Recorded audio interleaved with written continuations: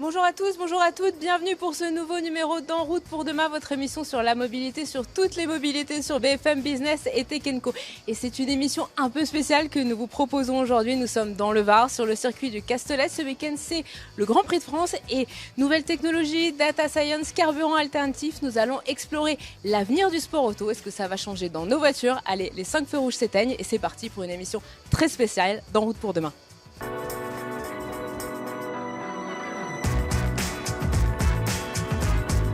BFM Business et Tech & Co présente En route pour demain, la mobilité sous toutes ses formes, avec Pauline Ducamp. C'est donc un grand plaisir de vous retrouver comme chaque semaine pour cette émission spéciale aujourd'hui en direct du Castellet. Et on va commencer cette émission par une immersion en fait au cœur d'une écurie de Formule 1. Alors le sport auto sont avant tout bien sûr des monoplaces, bien sûr des pilotes, mais aussi des réglages aéros, des stratégies pneumatiques, mais aussi de plus en plus des nouvelles technologies. Anne Catel-Mousset, bonjour. Bonjour Pauline. Tu es rédactrice en chef du site BFM Business. Et alors il y a quelques semaines, tu étais chez Mercedes et tu as pu voir justement comment du garage à l'usine, ou plutôt de l'usine au garage, et bien en fait les nouvelles technos, c'est le quotidien d'une écurie de Formule 1 aujourd'hui.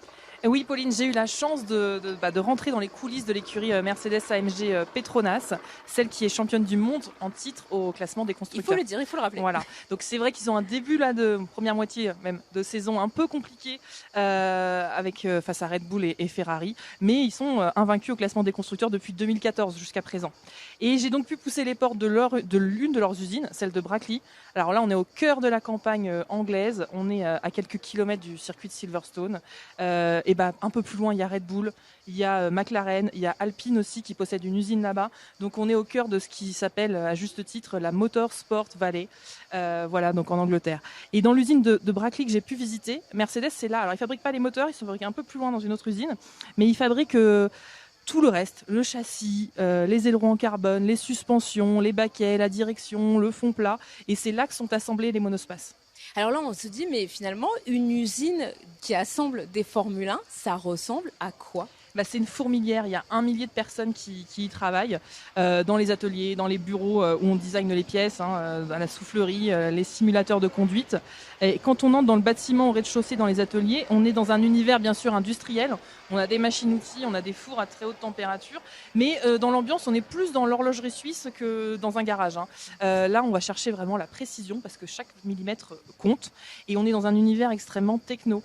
Et ce que nous disait Mercedes, c'est que c'est encore plus techno, ça l'était déjà beaucoup, mais depuis le Covid en fait, parce que la crise sanitaire et les confinements, ça a accéléré aussi la digitalisation des écuries de Formule 1. Ouais, ça a changé complètement en fait leur mode de travail. Oui, c'est ça. L'écurie, elle a mis en place des nouveaux outils, donc elle continue de se servir et qu'elle continue de développer.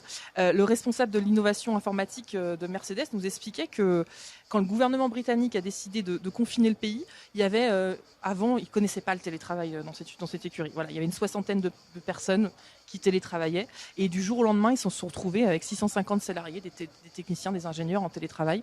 Et donc, au-delà de tout ce que les entreprises ont rencontré, c'est-à-dire la protection des données sensibles, les meetings en visioconférence, etc., ils ont commencé à développer des nouveaux outils pour suivre les tests à distance. Une pièce pouvait être testée dans l'usine et les ingénieurs recevoir en direct les données de test sans être présents, ce qui permet de tester des pièces pendant 24 heures sur 24. Oui, finalement, en fait, le travail a continué et ils utilisent même de la réalité augmentée. Comment ça marche, ça, Anne Catel ? Ouais, alors en fait, ils sont dans une course à l'innovation. Donc, ils testent un peu tout. Et donc là, c'est pas vraiment du gadget, parce que ils ont montré une démonstration de lunettes de réalité augmentée qui peuvent être utilisées, par exemple, pour accélérer le montage, toujours dans l'optique de gagner du temps, l'optique de monter plus vite une pièce complexe. Donc, exemple, j'ai devant moi une boîte de vitesse, donc plusieurs pièces à assembler, c'est très compliqué, je ne sais pas le faire. Et j'en mets mes lunettes de réalité augmentée et je vais avoir la marche à suivre dans un coin de mon œil qui va me dire prendre cette pièce, la monter, la mettre à tel endroit, etc. Voilà. Et c'est aussi, par exemple, un technicien qui peut avoir accès à ce que voit un autre technicien pour le former ou pour l'aider à résoudre un problème. Donc finalement, on ne gagne pas du temps que sur la piste en allant le plus vite possible. On gagne aussi du temps pendant les essais, pendant le développement de la voiture.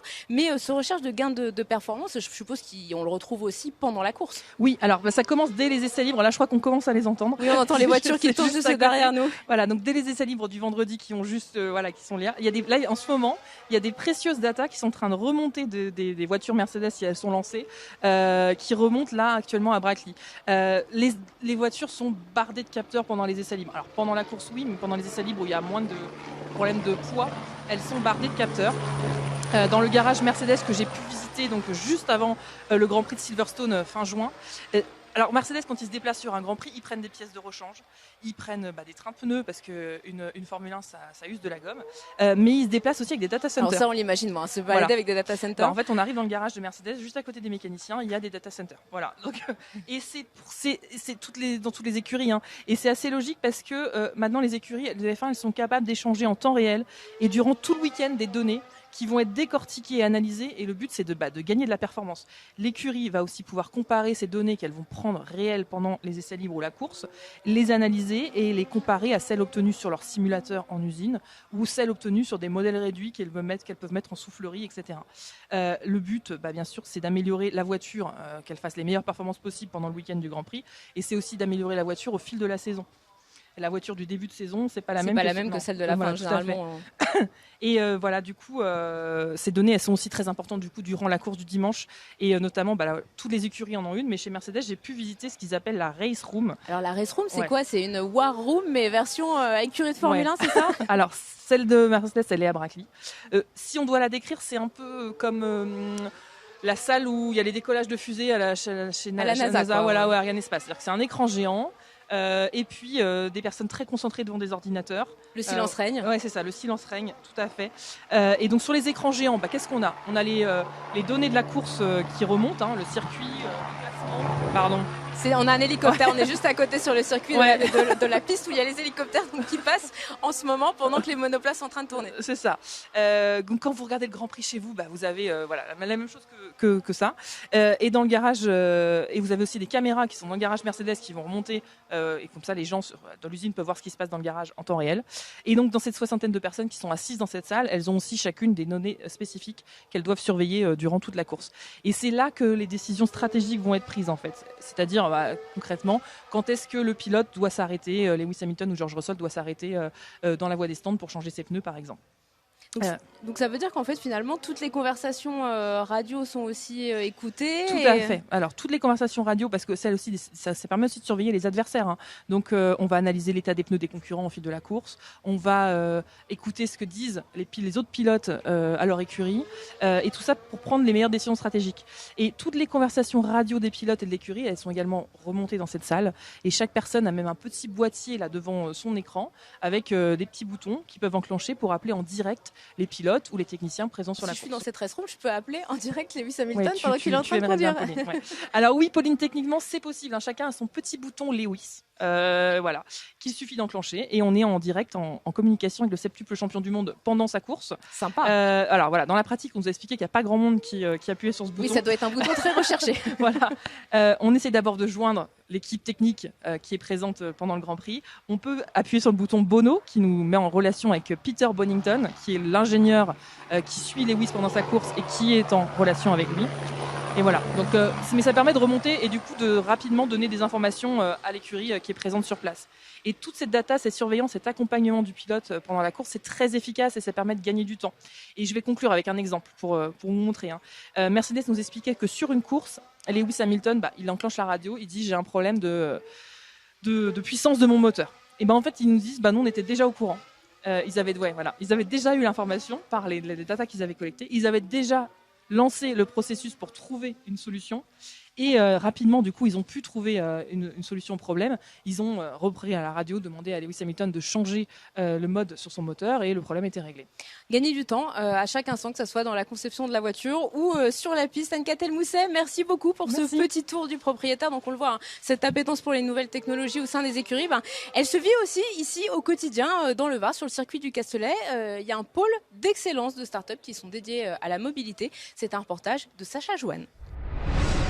C'est une grande première en France. Ce circuit Paul Ricard devient le centre d'excellence F1 in Schools. Dans ce projet, plusieurs équipes composées d'élèves âgés entre 6 et 19 ans vont devoir concevoir et également fabriquer des voitures de course automobiles F1 miniaturisées, tout en étant accompagnés par des experts.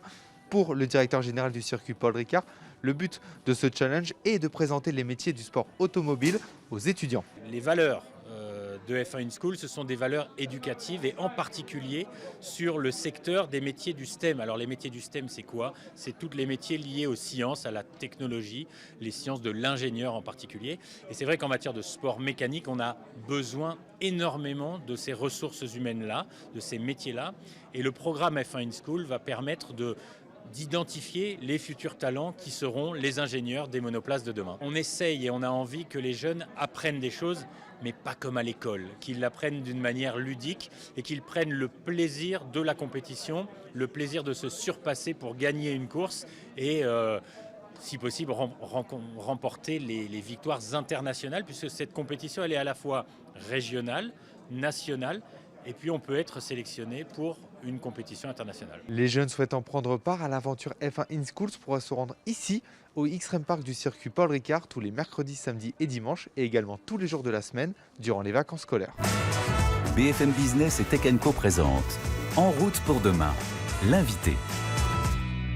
Alors nous poursuivons notre plongée dans le sport automobile, vous l'entendez derrière moi, de temps en temps il y a des monoplaces qui sont en train de tourner sur le circuit de Castellet. Nous sommes maintenant avec le patron de ce Grand Prix, Eric Boulier, bonjour. Bonjour. Donc vous êtes le président du Grand Prix de France de Formule 1, merci beaucoup de nous accueillir chez vous aujourd'hui. Merci, alors plutôt directeur général, le président c'est monsieur Estrosi. Directeur général, pardon. À vos côtés, Laura Vandevielle, vous êtes directrice IMIA de l'ASPAS, bonjour. Bonjour. Alors en un mot, Laura, juste pour nos auditeurs, est-ce que vous pouvez nous dire qu'est-ce que c'est l'ASPAS? L'ASPAS, pour faire simple, c'est le pilote automatique de vos mots de passe. L'ASPAS est une solution informatique qui permet de gérer vos identités et vos accès, que ce soit pour l'utilisateur à titre personnel, mais également pour les entreprises. Alors Eric, notre plateau est installé dans l'enceinte du Smart and Sustainable Mobility Forum. Donc en fait, c'est un événement qui, en marge du Grand Prix de Formule 1, permet de mettre en avant les liens entre le sport auto, la mobilité de demain pour vous, moi, enfin monsieur et madame tout le monde. En quoi le sport automobile, en quoi la Formule 1 font avancer la mobilité au quotidien? Depuis le début, depuis tout le temps que ça existe, la Formule 1 est un laboratoire en fait de recherche et développement. On a vu beaucoup de constructeurs automobiles qui sont venus en F1, et qui sont repartis, qui sont revenus et qui reviennent d'ailleurs, parce que la F1 a toujours été en avance technologiquement et pousse très très loin les recherches. Il faut savoir que chaque écurie c'est plusieurs centaines d'ingénieurs.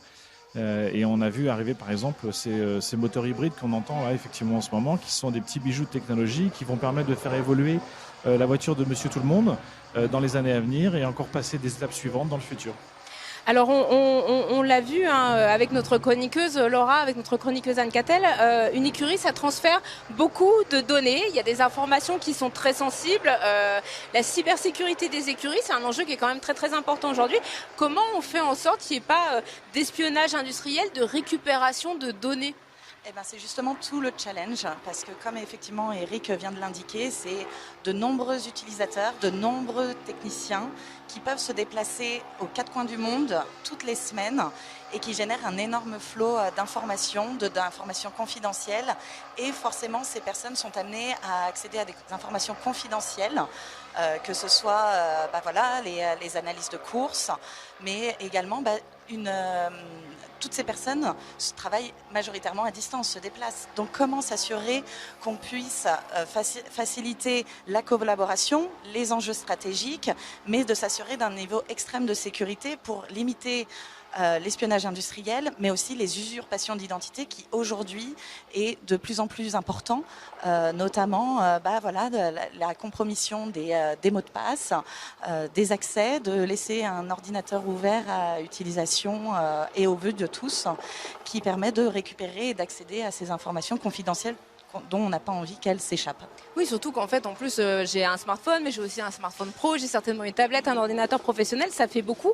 Et puis demain, j'aurai aussi peut-être une voiture connectée, une voiture peut-être avec des niveaux d'autonomie. Comment on s'assure justement, quand il y a de plus en plus de données, que ces données, elles restent bien aux propriétaires et qu'elles ne sont pas usurpées d'une manière ou d'une autre? Eh bien, si je peux le dire, il faut faire attention. Et il faut mettre en place des comportements liés à la sécurité qui sont essentiels, qui passent, si je parle du mot de passe, Aujourd'hui, un utilisateur quelconque, entre guillemets, utilise entre 80 et 120 mots de passe, que ce soit usage privé. C'est énorme, 80 à 120 mots de passe. C'est incroyable. On n'a pas la possibilité de retenir, le cerveau humain n'a pas la possibilité de retenir 80 à 120 mots de passe qui soient tous différents, qui soient complexes, alors qu'aujourd'hui, malheureusement, on constate que beaucoup de personnes réutilisent les mêmes mots de passe, vont utiliser un mot de passe faible qui va faciliter la surface d'attaque pour les cybercriminels.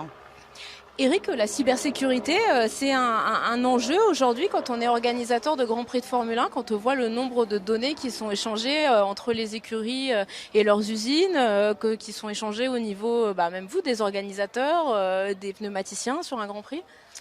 Alors il y a effectivement c'est un très gros sujet. Il faut savoir qu'une écurie de Formule 1, là j'enlève ma casquette d'organisateur, mais 10% des effectifs sont des gens qui sont reliés à ce qu'on appelle l'IT, donc l'Internet et tout ce qui est technologie. Effectivement, ils ont chaque écurie a à peu près 60 personnes ici qui utilisent des ordinateurs, comme vous avez dit, des tablettes ou autres, la voiture qui communique en permanence avec les stands, et tout ça est relié à l'usine en Angleterre ou en Italie ou en Suisse. Et là-bas, il y a à peu près 50 ou 60 personnes qui sont aussi connectées en permanence. Donc effectivement, c'est très très important. Ils sont au sommet de la technologie parce que c'est très confidentiel. Et finalement, ils sont un peu paranoïaques en plus, donc ça aide pas. Et nous, en tant qu'organisateurs, oui, on dématérialise, je vais y arriver, toutes les informations, donc les billets par exemple, les invitations, tout est dématérialisé, donc tout est sur les téléphones ou les tablettes de nos clients, et donc on a effectivement aussi de gros impératifs de cybersécurité. En termes, justement, quand vous organisez les Grands Prix, dans tous les scénarios un peu catastrophes que vous pouvez imaginer pour essayer d'anticiper et d'organiser de la manière la plus juste, la plus efficace, la cyberattaque par exemple, c'est un risque que vous prenez en compte aujourd'hui, que vous palliez? Bien sûr, c'est un risque très important où en cas d'attaque, on s'est déjà fait attaquer nos serveurs d'ailleurs, donc c'est pas ce week-end, mais c'est déjà arrivé. Ouais. Et effectivement, on a des backup plans, comme on dit, et puis on a même la version extrême où en fait simplement présentation d'un écran d'un PDA, comme on dit, et on arrive encore à scanner, mais on n'est plus connecté au réseau, donc on arrive à gérer en fait le flux de nos spectateurs. Si on a vraiment un plan, le plan géré le plus élevé, c'est on se déconnecte du réseau internet. Oui, donc c'est vraiment une donnée que vous prenez complètement en compte. Alors Laura, moi je suis pas une experte en cybersécurité, mais au-delà du vol de données, de la paralysie, donc vous pouvez parler Eric, on se retrouve avec une foule et puis on peut pas scanner les billets. On imagine que dans des voitures de plus en plus connectées à Internet, peut-être demain des services de robotaxi que je commanderai avec mon téléphone, c'est James Bond où on pourrait prendre à distance les commandes de ce type de véhicule. Justement, donc effectivement, prendre l'exemple de James Bond, c'est parfait, mais effectivement, aujourd'hui, on le sait, les hackers sont de plus en plus sophistiqués parce que l'innovation technologique se développe de plus en plus. Aujourd'hui, on va parler, il y a les drones, on peut se faire livrer ses colis via des drones, on pourra envisager d'ici quelques années la mobilité avec des taxis volants. On parle évidemment aussi de carburant beaucoup moins polluant, etc. Donc tout ça fait que aujourd'hui, si on est dans une voiture, imaginons autonome, qu'est-ce qui peut arriver? Ou un avion autonome, un bateau autonome, les risques d'une attaque cyber peuvent être exponentiels d'un point de vue économique, d'un point de vue productivité, mais aussi l'image de la société. Imaginons aujourd'hui qu'une grande compagnie aérienne se fait attaquer d'un point de vue cybersécurité. Il y a une faille dans les identités, dans les accès, et qu'ils arrivent à accéder à des mots de passe et que ça finit par exemple dans la presse. La perte de confiance pour cette société est flagrante. Donc le risque est économique et d'image également. Sur les Grands Prix, du coup, en plus de cette thématique cybersécurité qui monte de plus en plus, il y en a une autre, Eric, c'est la question de la baisse des émissions de CO2, et le Grand Prix de France est en pointe sur ce sujet, justement. Comment vous avez travaillé pour qu'on réduise les émissions de CO2 sur un Grand Prix? Écoutez, la Fédération internationale de l'automobile a mis en place tout un cahier des charges, en fait, avec un système d'étoiles. Alors oui, aujourd'hui, on est le Grand Prix de France, les organisateurs du Grand Prix de France. Nous sommes le seul Grand Prix au monde à avoir la distinction la plus haute, 3 étoiles. C'est un cahier des charges extrêmement complexe qui est remis en permanence en cause. Nous avons été audités pendant 2 ans, de nouveau audités ce week-end.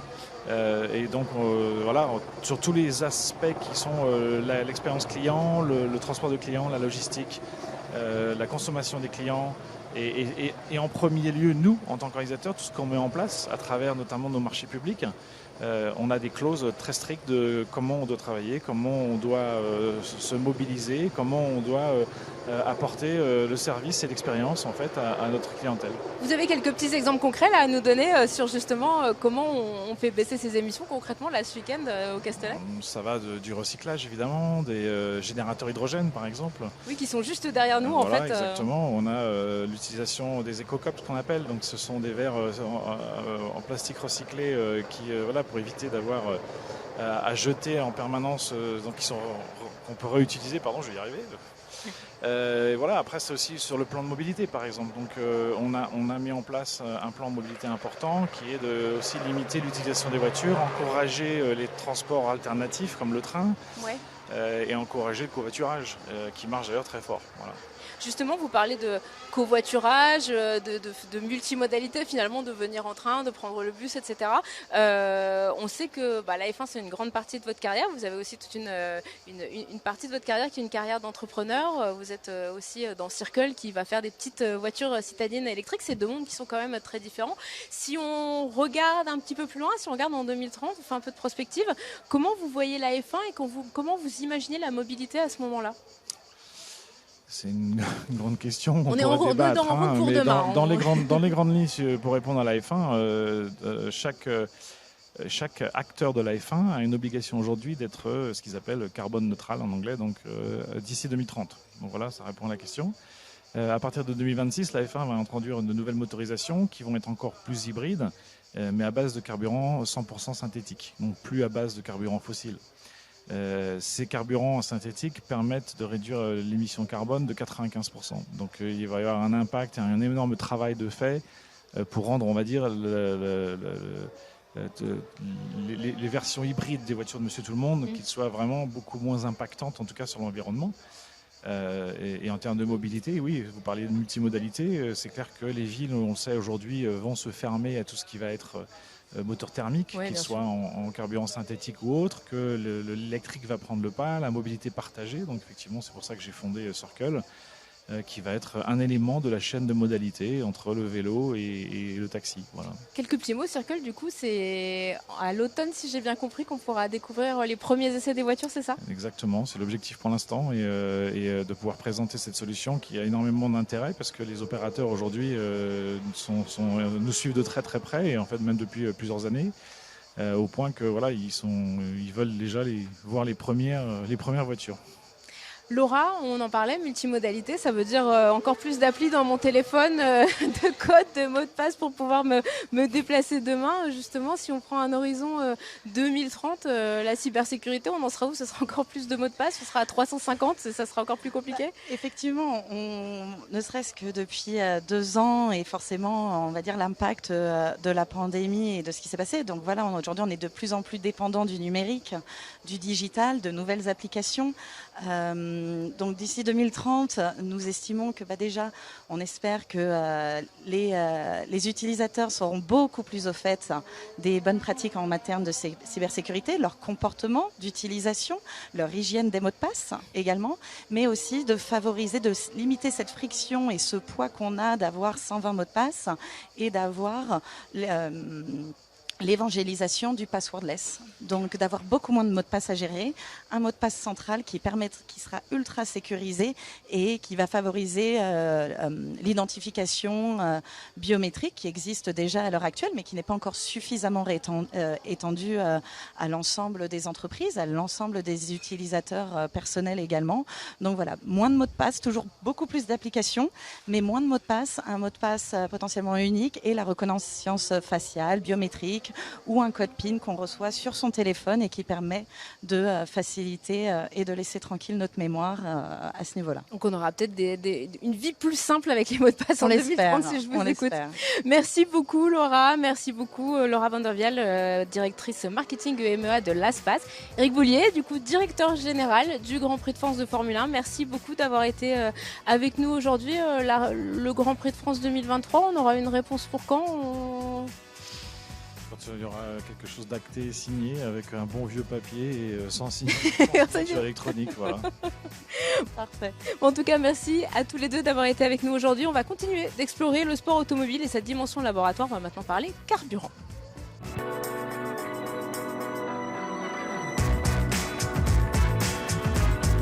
BFM Business et Tech Co présente En route pour demain, la mobilité sous toutes ses formes, avec Pauline Ducamp. Alors nous sommes toujours au Grand Prix de France de Formule 1, vous l'entendez, les monoplaces sont en train de passer derrière moi. On est aussi du coup dans le Var, il fait très chaud, on entend les cigales. Et le sport auto, c'est un laboratoire de la mobilité de demain, on le disait à l'instant avec Eric Boulier, et notamment dans une approche plus écologique, et c'est la raison de votre venue ici. Bonjour David Holderbach. Bonjour. Vous êtes directeur général d'IVIA. IVIA, c'est la co-entreprise qui s'occupe au sein du groupe Renault en fait de l'hydrogène. Et à vos côtés, on retrouve Xavier Mestelan. Bonjour. Vous êtes directeur technique de la FIA. Alors en fait, c'est vous qui définissez la réglementation qui va s'appliquer aux équipes. Alors ça touche les moteurs, l'aéro, enfin vraiment tout ce qui concerne la voiture. David Holderbach, vous venez d'annoncer un partenariat avec l'écurie Alpine aussi dans le groupe Renault. En quoi ça va consister ce partenariat? Pourquoi on parle d'hydrogène en Formule 1? Alors c'est une très bonne question. En fait, aujourd'hui, on annonce 2 partenariats, un avec le Grand Prix de France et l'autre avec Alpine. Et effectivement, nous sommes partenaires d'Alpine parce qu'en fait, ils sont sur la haute technologie. Et en fait, quand nous introduisons une pile à combustible sur un véhicule, c'est de la haute technologie aussi. Donc on partage cette passion et ce travail. Et puis il y a aussi cette notion tu parlais de réglementation et donc de compétition d'urgence pour les écuries. Nous aussi, on est dans cette urgence pour la transition énergétique. Mais qu'est-ce que ça va vous offrir concrètement, vous, la Formule 1 chez IVIA? C'est une question d'image, ou est-ce que ce qui va se passer en F1 va vous aider demain dans le développement de vos véhicules? Alors, c'est plusieurs choses. C'est effectivement, pour nous, à l'évidence, la Formule 1 est une plateforme de communication importante. Et clairement, aujourd'hui, l'hydrogène, on a besoin d'en parler pour expliquer comment ça va venir compléter l'offre électrique et quels usages ça va pouvoir répondre. Et puis, on discute avec Alpine pour regarder dans quelle mesure on peut les aider à décarboner leur logistique de pièces et de choses comme ça. Donc, c'est à plusieurs niveaux qu'on va pouvoir bénéficier de ce partenariat. Xavier Mestelan, l'hydrogène, c'est une solution que vous regardez, vous, à la FIA, pour faire baisser les émissions, parce qu'on le rappelle, les émissions globales de la F1, c'est aller à moins de 1% pour les monoplaces qui sont en train de tourner, mais le gros, c'est la logistique, c'est les camions, c'est le transport. L'hydrogène, une solution? Oui, clairement, le mix énergétique au sein de la FIA, c'est quelque chose de très important. Rendre nos championnats à horizon 2026, utilisant 100% de solutions technologiques dites renouvelables propres, c'est notre ambition. Donc ça couvre l'ensemble des championnats, que ça va du camion à la Formule 1 en passant par le rallye, le WEC. Et à travers donc ces championnats, l'hydrogène en est une qui est déjà développée dans certains championnats et qui pourrait l'être dans le futur en Formule 1. Vous nous dites 2026, justement, des carburants plus soutenables. Concrètement, ça veut dire quoi? Ça veut dire plus de biocarburants? Ça veut dire aller vers ces histoires de e-fuel, de carburants alternatifs que prônent notamment les constructeurs allemands? Oui, alors en fait, on a déjà mis en place des championnats, par exemple, les courses de camions en 2021. Cette année, il y a le championnat d'endurance, le WEC, le championnat de double versée également, qui utilise des carburants dits 100% renouvelables. C'est des carburants donc issus de la biomasse. On a également dans le futur des projets au niveau des carburants synthétiques. Et pour utiliser ces carburants, en fait, on a mis en place des règlements qui définissent qu'est-ce qu'un carburant dit effectivement sustainable, pour reprendre le terme anglais. C'est pas seulement ses composants, mais c'est également la façon dont il est produit. Et par exemple, nous, au sein de la FIA, on a estimé qu'il fallait que, quand on part du moment où on va le produire jusqu'à l'amener sur la course, il faut qu'il y ait une économie de CO2 de 65%. Donc c'est quelque chose qui vient se rajouter à la contrainte de la production. Oui, donc on va du puits à la roue, on ne s'arrête pas à juste qu'il sort du moteur. Exactement, c'est très important. Et donc ça va contenir donc, des carburants issus de la biomasse, des carburants purement synthétiques, mais également un carburant tel que l'hydrogène. Mais alors, est-ce que c'est atteignable, notamment avec les objectifs 2030 de neutralité carbone, quand on pense que la logistique, il faudra quand même toujours transporter les monoplaces, qu'on a de plus en plus de nouveaux circuits qui sont construits, qu'on ne réutilise pas forcément les circuits anciens. Comment vous jonglez avec tout ça pour arriver à cette neutralité carbone que vous prônez? Alors il y a des normes qui sont mises en place pour les promoteurs, pour les différentes personnes qui sont partie prenante des courses. Ça concerne bien sûr également la FIA au niveau de la logistique. Et au niveau de la technique, ce qui est très important, c'est de pouvoir rapidement mettre en place des règlements qui vont autoriser ces nouvelles technologies dans l'ensemble de nos championnats et les autoriser de façon également à s'assurer que le sport automobile reste un accélérateur de recherche et développement. C'est vraiment quelque chose d'important, le motorsport. Ça doit être un laboratoire technologique, comme ça l'a été toujours. Et je dirais que c'est quelque chose qui devient encore plus vrai avec ces nouvelles technologies parce que les choses, je veux dire, ne bougeaient pas beaucoup depuis pas mal de temps. Mais là, avec cette transition énergétique, ça s'accélère. Il y a énormément de choses à refaire. Tous nos championnats aujourd'hui sont en changement profond et les challenges, ils sont vraiment très, très importants. David, Xavier en parle à l'instant, ce côté laboratoire technologique, c'est ce que vous êtes venu chercher en Formule 1 ou c'est justement la possibilité d'avoir des flottes entières à décarboner et qui du coup pourraient demain être équipées de votre pile à hydrogène? Non, mais tout à fait. En fait, l'exemple qu'on cite ici de la logistique de la F1, de la FIA, de devoir se décarboner, c'est typiquement le type de client avec qui on discute. D'accord ? Donc nous, on a un accès privilégié avec Alpine de fait de notre accord, mais c'est exactement ça. C'est-à-dire que ces entreprises veulent décarboner, doivent décarboner.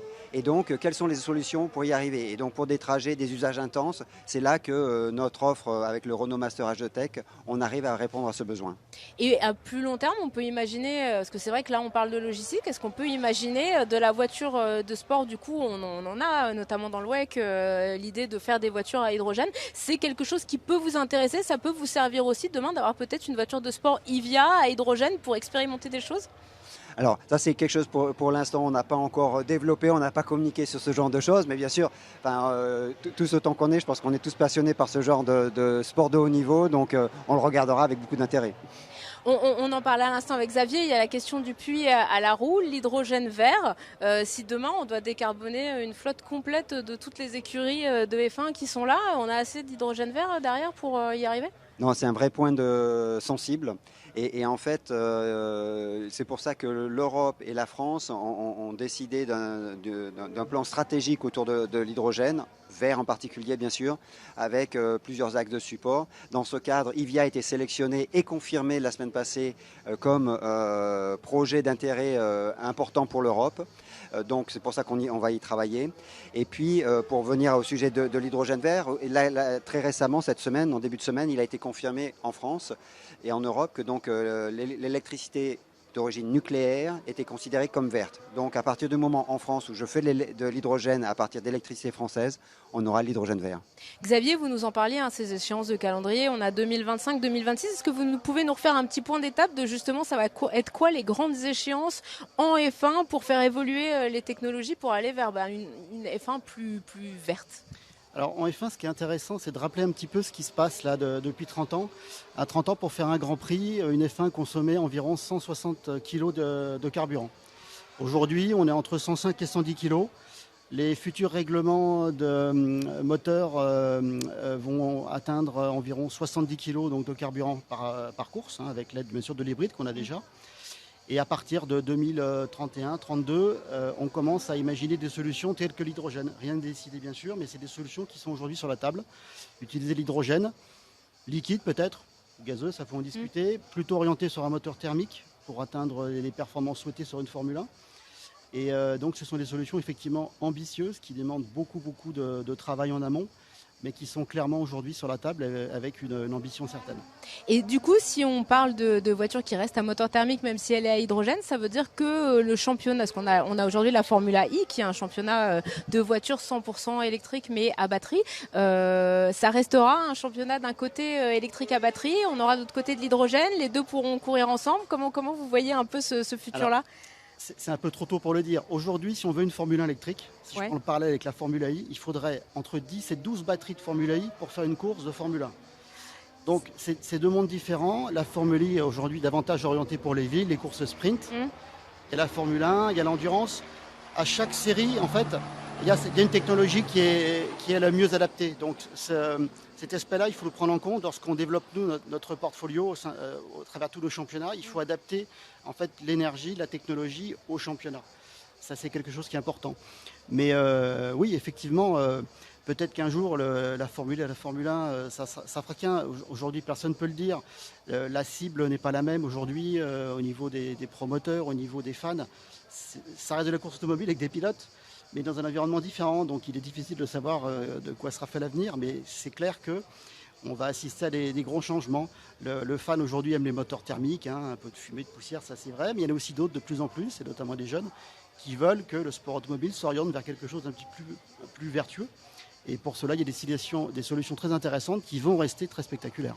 Justement, le carburant alternatif, il en a été beaucoup question ces dernières semaines, notamment dans les discussions du paquet climat au niveau de l'Union européenne. On sait que les constructeurs allemands notamment de voitures de sport, poussent beaucoup pour ce carburant-là, pour dire gardons des moteurs thermiques, gardons justement des voitures qui sont toujours en état de rouler grâce à ce carburant alternatif. Comment vous voyez, vous, cette alternative? Ça peut arriver dans le sport auto via peut-être des gens comme Porsche, comme Volkswagen, Audi, qui sont très sur ces technologies?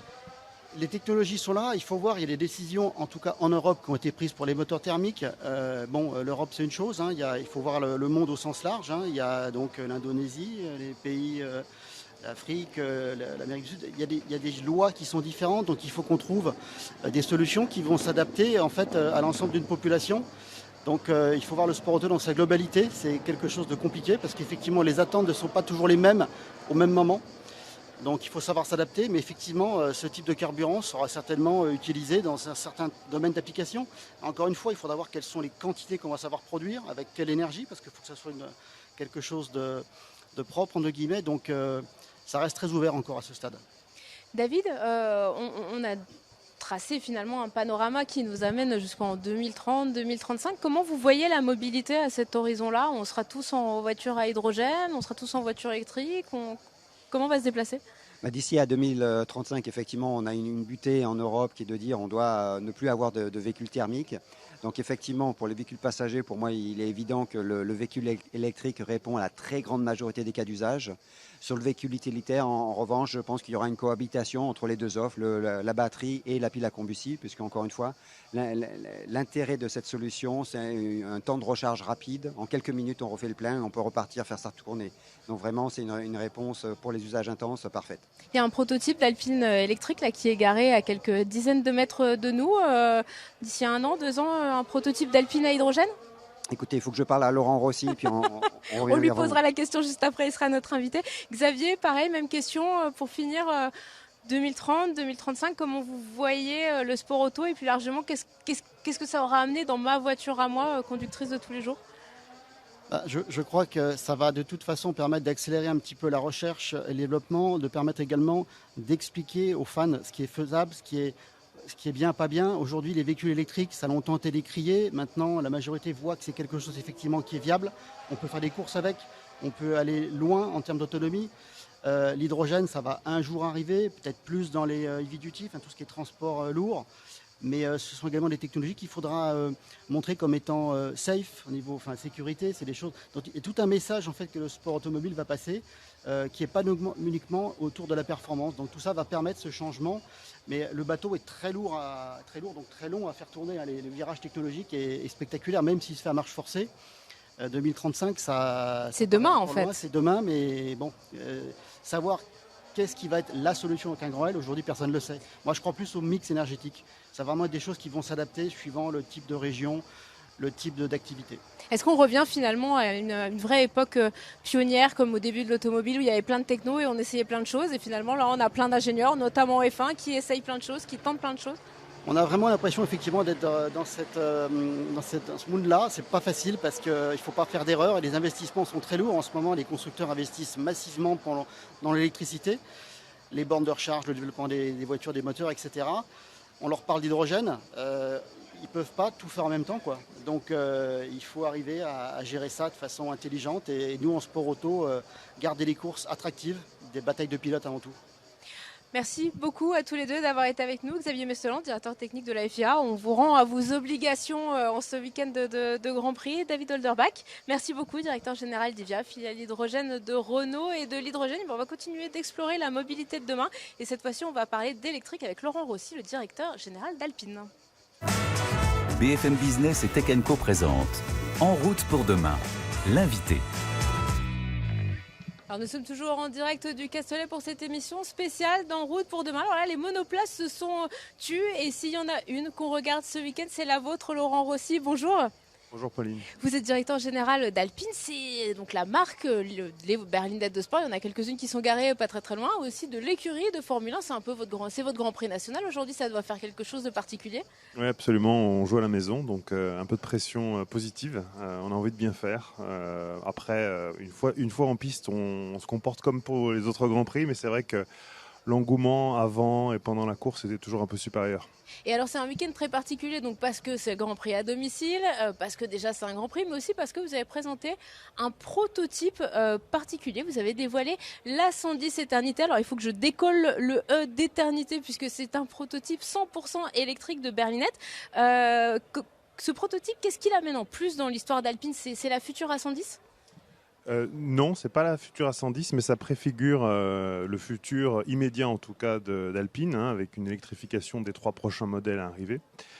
C'est un trait d'union entre le passé, la glorieuse A110, la berlinette dont on célèbre les 60 ans cette année, le présent avec la 110 actuelle, celle qu'on vient d'électrifier, qui est brillante et qui est la digne héritière du passé, et le futur qui sera électrique. Donc on voulait faire un peu ce clin d'œil au passé tout en célébrant le futur et le présent. Donc voilà, c'est un bel exercice qui a permis à toutes nos équipes de montrer leur savoir-faire et puis de se mettre un petit peu en jambes avant de faire de l'électrique de manière industrielle dans quelques années. Concrètement, vous la présentez donc pendant ce week-end de F1, ça veut dire qu'il y a des technologies dans ce prototype qui dérivent directement de la monoplace et du travail de l'écurie qui est aussi la Suican? Alors pas dans ce prototype d'un point de vue technologie, du savoir-faire il y en a toujours puisque la gestion de la batterie est assez similaire finalement entre les hybrides F1 et les hybrides ou électriques purs de la vie de tous les jours. Par contre, celle-là, elle a été faite avec des composants standards Renault,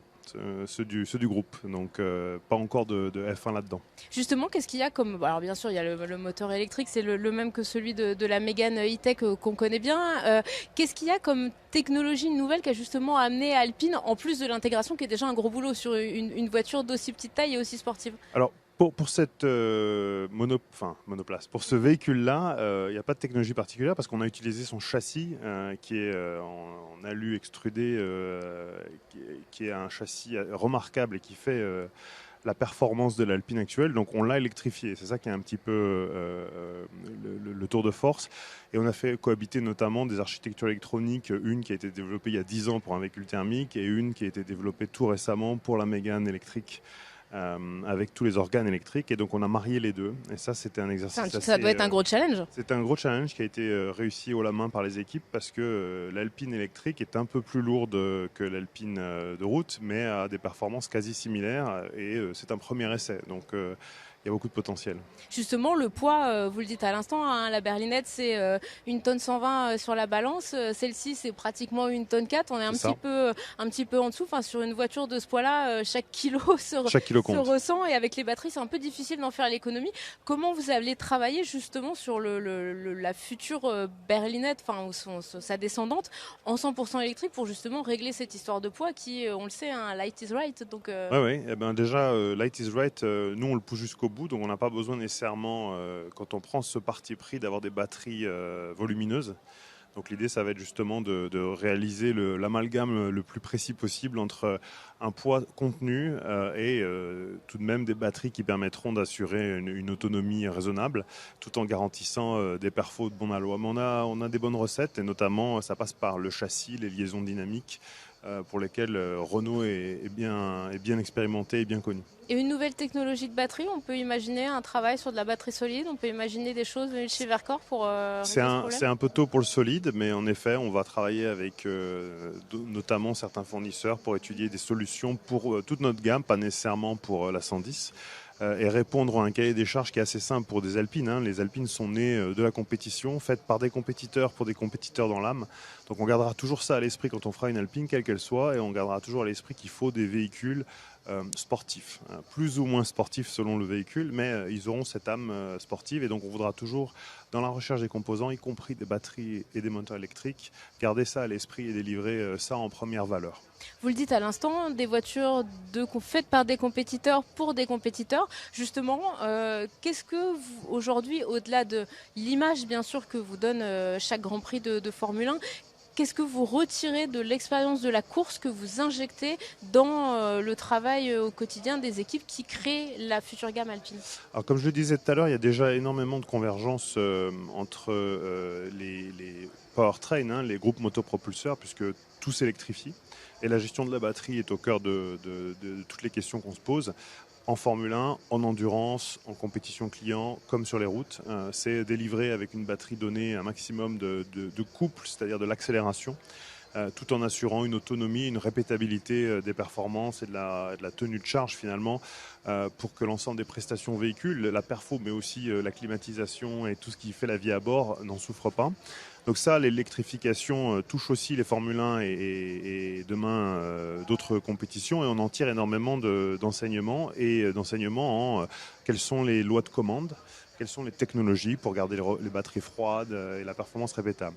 Et puis au-delà de ça, maintenant qu'on rentre dans des groupes motopropulseurs qui sont électrifiés, qu'on le veuille ou non, on a aussi du coup d'autres leviers de performance que sont l'aérodynamique ou l'allègement des matériaux, et qui sont aussi des vecteurs d'augmentation de l'autonomie, par exemple sur les véhicules courants, qui étaient beaucoup plus difficiles d'accès il y a encore 10 ans, mais qui maintenant deviennent intéressants, et qu'on hérite aussi en termes de savoir-faire et de techno de la Formule 1. Donc aujourd'hui, pour répondre encore plus directement à vos questions, on a les ingénieurs aérodynamiques de F1 qui travaillent sur au moins une, voire deux de nos futures Alpines, pour l'aéro, mais aussi des spécialistes pour l'allègement des matériaux, donc l'utilisation de carbone ou de lin, comme on a fait dans le prototype électrique, en plus du travail constant entre les ingénieurs motoristes. Et sur tout ce qui est données, on l'a vu au début de ces émissions avec Anne Catel-Mousset, on voit que les données dans une écurie de Formule 1, c'est quelque chose de crucial. Vous en récoltez beaucoup, vous les analysez. Est-ce qu'on peut imaginer que tout ce formidable outil d'analyse des performances que vous utilisez sur vos monoplaces, on pourra le retrouver demain pour les compétiteurs amateurs qui vont rouler en A110, ou dans l'A110 électrique, on va l'appeler comme ça Absolument. Absolument. La data, merci d'avoir posé la question. La donnée va être essentielle et va être utilisée en permanence dans les Alpines, comme dans beaucoup d'autres véhicules. Mais en effet, on veut développer des solutions encore plus pour la compétition, plus spécifiques, qui sont héritées de la F1, et on y travaille dès à présent pour développer, alors je ne veux pas en dévoiler trop parce qu'on en est assez fiers et on espère que ça verra le jour assez vite, mais des outils qui permettront aux pilotes émérites comme aux conducteurs de tous les jours d'avoir une certaine aide à l'optimisation de leur conduite dans un milieu urbain sûr et sur piste leur conduite performante. Alors redonnez-nous le calendrier, parce qu'il y a beaucoup de fans d'Alpine dans nos téléspectateurs et nos auditeurs, mais pour qu'on soit bien sûr, donc c'est 2024, c'est la petite voiture, la petite compacte électrique, 2025 le SUV lui aussi électrique, et 2026 et après la future A110. La future A110 électrique. Vous n'avez pas peur que ça bouleverse complètement votre clientèle? C'est un des grands défis, ouais. Après, l'automobile va s'électrifier, qu'on le souhaite ou non, c'est mandaté.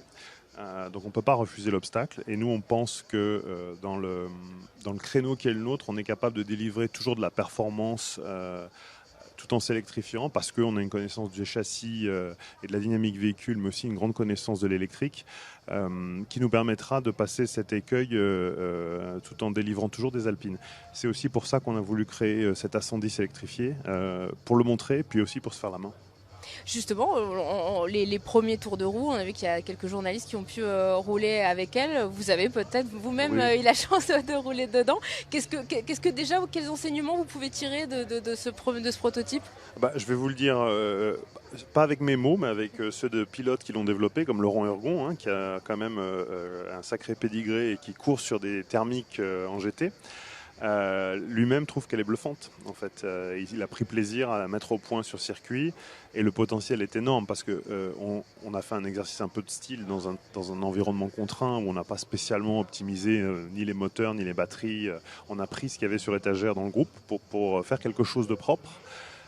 Mais si là on a envie de tirer l'exercice un peu plus loin, on pourrait, et on aurait des performances qui sont déjà toutes proches, et c'est logique, l'électrique favorise les accélérations, toutes proches de la 110 thermique, et qui pourra un jour distiller probablement des performances supérieures.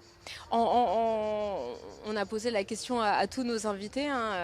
On le voit, 2035, vous en parliez à l'instant, cet horizon, plus de ventes de voitures thermiques en Europe. Comment justement vous imaginez-vous en termes de prospective 2030, 2035 on se déplacera comment? Qu'est-ce qu'on aura comme véhicule? À quoi ça va ressembler? Alors c'est une question trop difficile pour que j'y réponde, puisque ça dépendra quand même beaucoup de choix infrastructurels, de politique d'urbanisation ou autre. Je ne suis pas convaincu que le thermique sera mort, pour être très franc. On électrifie la prochaine gamme d'Alpine parce que c'est probablement un bon compromis pour des véhicules de poids contenu pour délivrer de la puissance. Pour des véhicules à plus haute performance ou à poids un peu plus lourd, donc potentiellement soit des ultra sportifs, soit des SUV un peu plus lourds. Nous, on a le parti pris de continuer à développer du thermique, et en tout cas de continuer à développer la voie du thermique qu'on juge propre, en tout cas beaucoup plus propre qu'aujourd'hui, avec l'hydrogène comme combustible. Donc une Alpine hydrogène à horizon 2030-2035, c'est pas un truc... non, c'est très envisageable, on y travaille beaucoup, parce que l'on pense que, si les régulateurs, les autorités gouvernementales nous imposent la marche de l'électrique et vont électrifier 70 à 80% du parc, l'électrique ne sera pas nécessairement prêt pour les véhicules à haute performance, que ce soit de la charge, par exemple les utilitaires, ou que ce soit de la haute performance, comme on la mesurait sur circuit.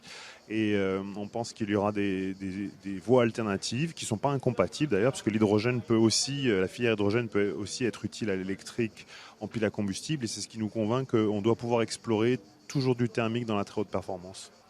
Écoutez Laurent aussi, je pense que vous serez obligé de revenir sur ce plateau pour nous en parler. Avec grand plaisir. Déjà pour qu'on parle de la 110 électrique, de la petite compacte qui va arriver en 2024 et puis plus tard de l'Alpine à hydrogène. En tout cas, merci beaucoup d'avoir été avec nous. C'est la fin de ce numéro spécial d'En route pour demain. Depuis le Castellet dans le Var, depuis le Grand Prix de France de Formule 1, on souhaite bien sûr bonne chance à Alpine pour ce week-end. On était ravis de vous retrouver. Passez un très bon week-end et un très bel été. À très vite. En route pour demain, l'innovation de la mobilité sous toutes ses formes.